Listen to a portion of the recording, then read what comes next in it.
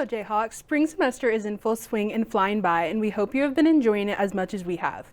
We have a great show for today. We're going to start with a recap of the Big 12 conferences. Next, we'll have Slice of Insight. And finally, Joshua will be giving a review of some recent album drops.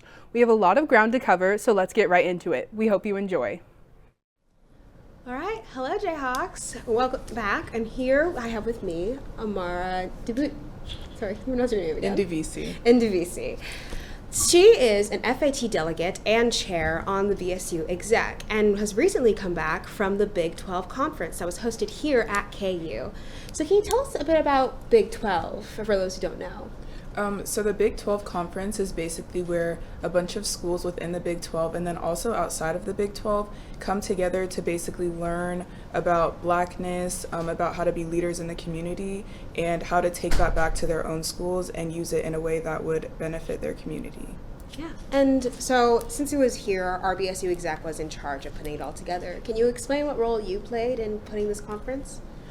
So the role I played during conference was just being a delegate. I didn't really have much of a role in planning or in executing it. I did help here and there, but my main role was to be a delegate and go to the delegate meetings, which basically is where we learn how to, for my role specifically, how to make our FAT, our freshman action team, better, and then also where we vote on constitutional things to make sure that the conference continues to run smoothly, and then also just come together as delegates to get to know each other. That's cool. I actually did not know what a delegate did before this. No, I saw you guys go to your meetings, and I was all like, fun, secretive, like a little layer. So when it comes to Big 12, you obviously have a big hand with our FAT, our freshman action team, and all that they do. And can you explain what an FAT is? So the freshman action team is basically like a umbrella organization for the Black Student Union, where freshmen can come together and get to know each other since it's their first time on campus. We want to make sure that they have a community because universities can feel really big. So if you have a smaller community of especially freshmen who are also new to this like you are, then it makes it a little bit easier to go throughout school. Okay, yeah. So the Big 12 must be really big for them. It's like they already have a group to like come together as one, and now they're meeting other kids from other schools and stuff like that. So how did the FAT enjoy the Big 12? FAT really loved the Big 12, especially because they won their award. They felt really empowered, and they felt like all the work that they did throughout the year, throughout the semester, was actually worth it. I think being acknowledged in that way, especially in front of 300 plus people, is something so important for their morale and their team.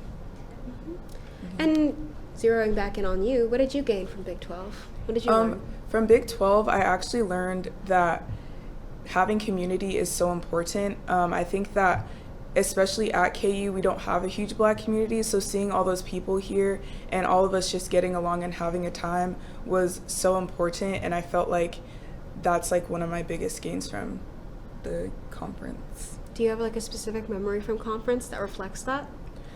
So before we would go to our delegate meetings or go to workshops, we would sit in the governor's room in the union and kind of just like kiki and talk, and I felt like that was really fun because we don't get to do that a lot as an exec, and as a community, at least for me, we're always on business, so getting to just have that chill time to talk with each other was really fun, and that's like one of the memories that I'll hold on to for sure. Oh yeah, I imagine putting on together something so big is such like a bonding experience from for like sure. how stressful it can be. No, yeah.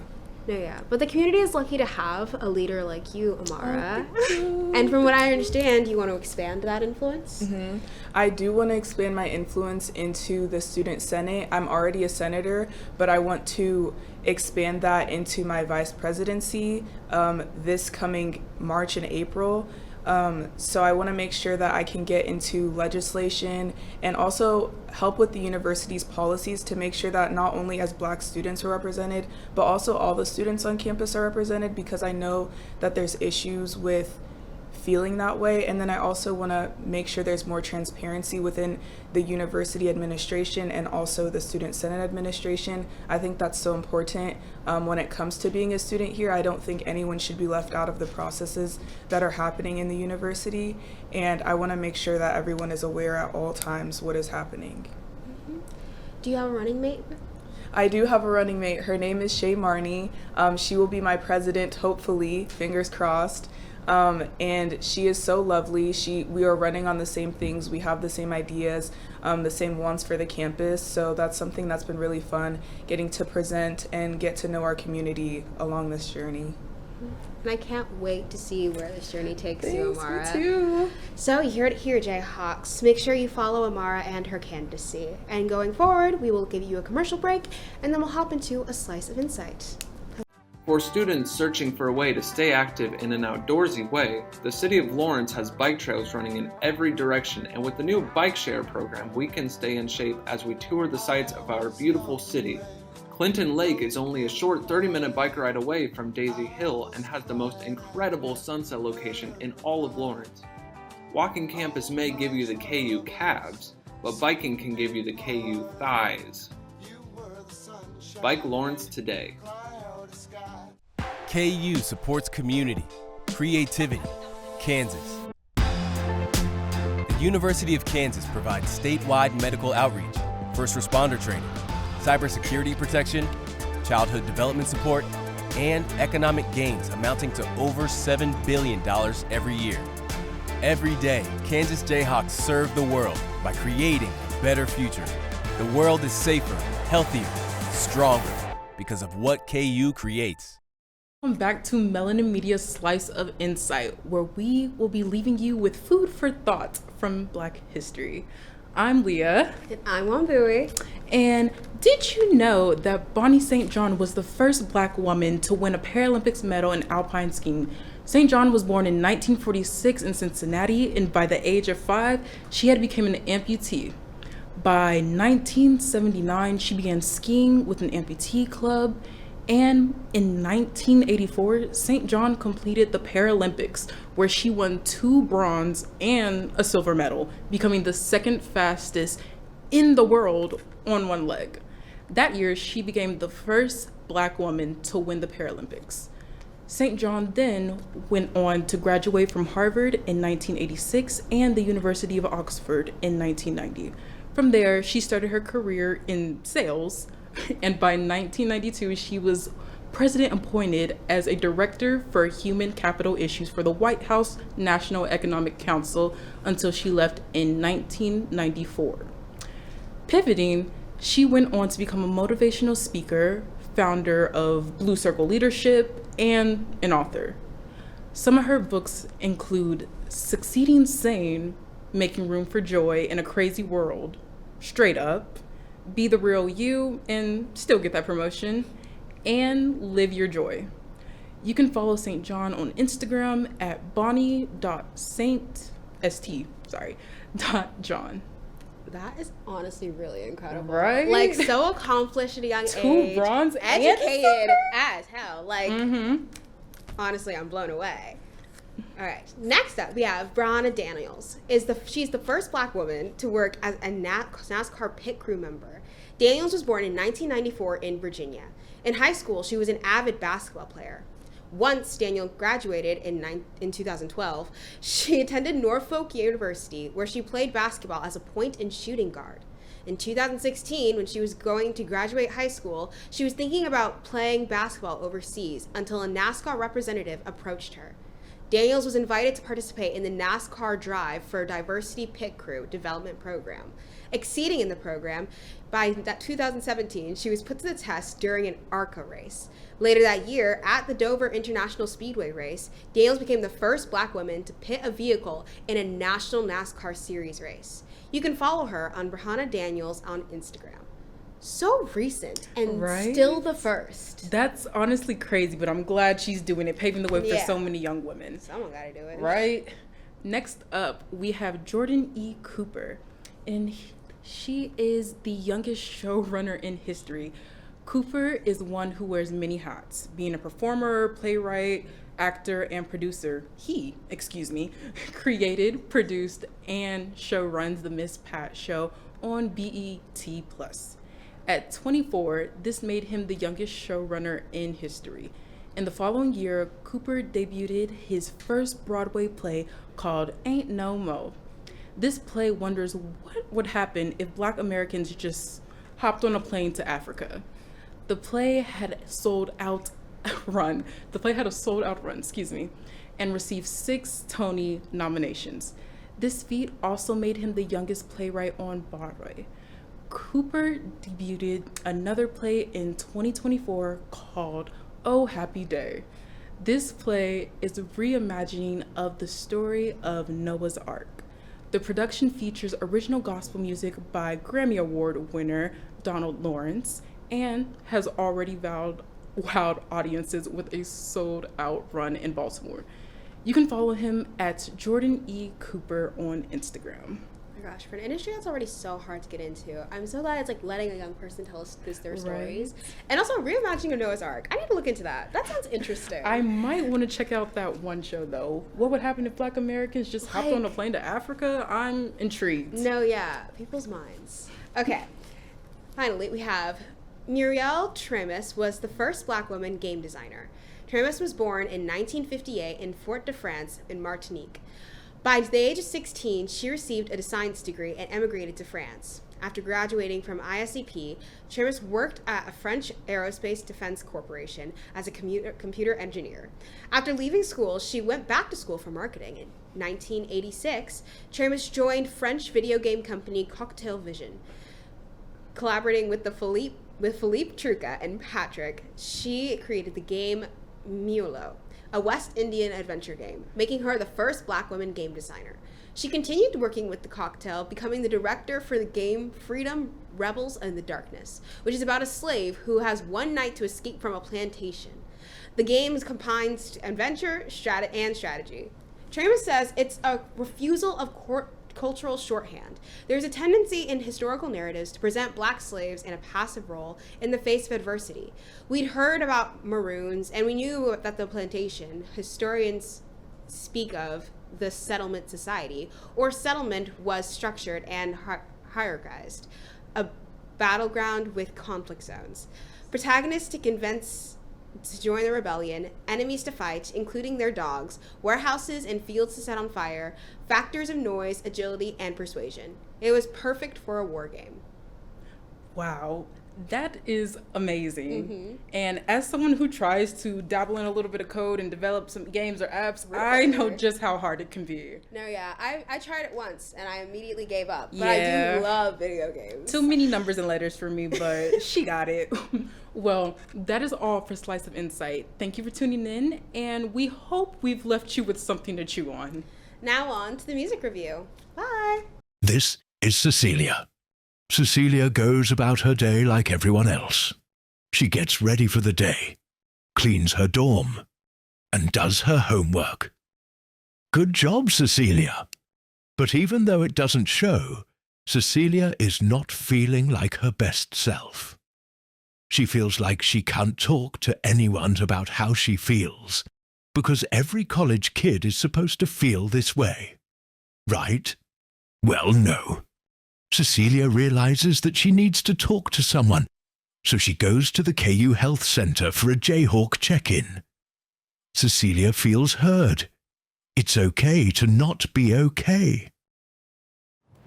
You may not hear it at first, but it's there. Our chant, rising.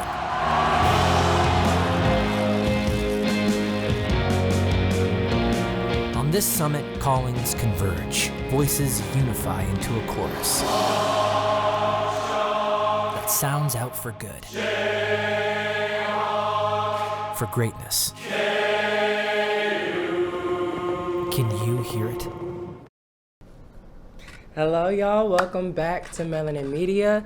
My name is Joshua Alston, and today I have a few albums to review for y'all. So, starting off, we have Ari Lennox. Now, Ari, you did your big one. You did your big one. And you know what? You have your sound, you have that vibe, and you know what? In that album cover, on every single album cover, she posted up on the side like that, and I'm like, you nasty with that. But no, I love her voice. I love how it's just so, you know, like, and then it's just a vibey album, you know what I mean? And that's what we need. The R&B girls are back, and I'm sick and tired of y'all saying that, oh my God, 90s R&B is so like, la la. Guys, we have to support the girlies that are here, right now. Whitney Houston been dead. Leave her alone, okay? No shade to Whitney Houston. Next up, let me check my notes. Who's up next? Brent Faiyaz. So while listening to first of all, the first track on that album, probably my favorite, only because it didn't have his voice on it. His voice is so, no, just no. Like, I don't like his voice. He sounds idiotic. He sounds like Patrick Star to me. So that's why I just really wasn't rocking with it. But the songs are cute. And then on one song, I was like really vibing. And then he completely changed the whole vibe, and I was like, why would you do that? You know what I mean? Like, it's just little things that he does in music that just really irritate me. But he's a cute little vibe. Like, you know, if you want to, like, I don't know, go to the coffee shop and listen to boring music that sometimes make you want to, hey, you know, something like that. I don't know if y'all get me, but y'all get me. Next up, we have LMA. LMA, she has some real stuff to talk about on that album. And I'm kind of confused because, baby girl, you're supposed to be courtside with your baby and your husband and your boyfriend, and you sitting up here talking about heartbreak and stuff, and I'm like, but the music is too real for me, honestly. Like, it sounds like she's going in, like she has some stuff to get off her chest. I don't need that. Keep that on your chest. You know what I mean? My chest is full, and I'm not talking about the things that women have. I'm sorry, y'all. But no, seriously. But it was just too real. It was a vibe. It was like something I could like chill, maybe just like be productive with. But it's nothing I'm like, oh, this is my song right here. Like, sing my heart out type beat. And you know, she got Boot Up, she got Shot Clock, she got Trip, she got so many different songs, but none of them really had that vibe this album. But I do like the album. Like, I didn't hate anything. It was just, it wasn't hitting home. But maybe I need to give it another listen and really find that one song that I really vibe with. But overall, it's okay. And then Jill Scott, you made me mad. You irritate me. You irritate me bad. That was so annoying. Oh my goodness. It's absolutely no reason why she got on that mic and sung the way she did. Screaming in the mic, not talking about nothing. She sounded like, I can't even say it. But listen, it wasn't the best thing I've ever heard. And, you know, she got songs like He Loves Me, The Way, and what else? I don't know. Jill Scott. He Loves Me is that girl. That's all I know. And So in Love with Anthony Hamilton, but none of them really gave that. It all gave like, oh, I want to be, you know, in tune with my inner black, but it's making you look crazy because the things you're saying is just so corny to me. But it's okay. No, it's not. I'm sorry. I didn't like it at all. A$AP Rocky, last album. A$AP Rocky, you did your big one. You did your big one because I liked it, you know, and A$AP Rocky is not my type of artist, but I can appreciate artists for who they are and their type of vibe. A$AP Rocky, your vibe, it eats, you know what I mean? And my favorite thing about the album is just the fact that it kind of follows a story. But not only that, but you came in swinging. You came in like hitting hard, like the lyrics were, you know what I mean? And so I really liked it. You feel me? Like, you was, when you rapped and then the instrumentation was just like otherworldly. Like, you literally, it wasn't just music, it was a movie. And I think that this was some kind of a visual album. I really liked it though. Like, the whole vibe and the whole like A$AP Rocky, like, he came back and he had something to say. And I really love that. And I just love a good cinematic experience. But overall, really quickly, I'm going to rate each album. Ari Lennox, 8.5 out of 10. Brent Faiyaz, 4.8 out of 10. LMA, smooth 6.9 out of 10, 7 on a good day. Jill Scott, and then A$AP Rocky, you get a smooth, like, that's a smooth 9. I mess with you, and I'm gonna have to go listen to that again because I mess with you. But Ari Lennox, y'all listen to Horoscope. The way she came in on that song, that's a song. And then also, I'm sorry, last thing. Y'all need to get into Ray. Like, Ray, the girl that's like, where is my husband? I didn't like that song. But the other song, Nightingale Lane, baby, when I tell you she sung her, my Lord. She took us to church on that song. So please listen to that. And that's all I have for y'all. Thank y'all for listening to me yap about nothing. And I hope y'all have a wonderful week. And listen to the outro by my girl, none other than Cadence.